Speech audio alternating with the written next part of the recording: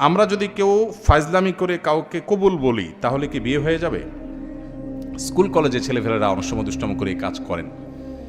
দেখুন, সালাতুন জিদ্দুহুন্না জিদ্দুন ওয়া হাজলুহুন্না জিদ্দুন। নবী সাল্লাল্লাহু আলাইহি ওয়াসাল্লাম বলেছেন তিনটা কাজ হাসতে হাসতে করলে যা হবে সিরিয়াসলি করলেও তা হবে। এর ভিতরে একটা হলো বিয়ে। যদি দুইজন সাক্ষীর উপস্থিতিতে, অ্যাডাল্ট দুজন সাক্ষীর উপস্থিতিতে এই কাম করে থাকেন, উভয়ে হাসাহাসি করেছেন, আর নিজেরা শিশু না হন, আপনারাও অ্যাডাল্ট হন, তাহলে হানাফি মাযহাবের মাসআলা অনুযায়ী বিয়ে হয়ে যাবে। বলবেন হুজুর মহরটা ঠিক করি নাই, মহর অটোমেটিক সেট হয়ে যাবে, কিন্তু বিয়ে হয়ে যাবে। খুব জটিল। এখন অনেক সময় আমরা ফাজলামি করি, এখন কেউ নাটক সিনেমাতে অভিনয় করার জন্য করছে, সেটাও যদি দুজন সাক্ষীর সামনে করে, ওই ব্যাকল জানে না, যদি আবিয়াত্তে হয়ে থাকে বিয়ে হয়ে যাবে, আর যদি বিবাহিত হয় তাহলে তার কোনো উপায় নেই। তো শরীয়তের এই মাসালাগুলো নিয়ে তামাশা করা যাবে না, এগুলো সিরিয়াস ইস্যু।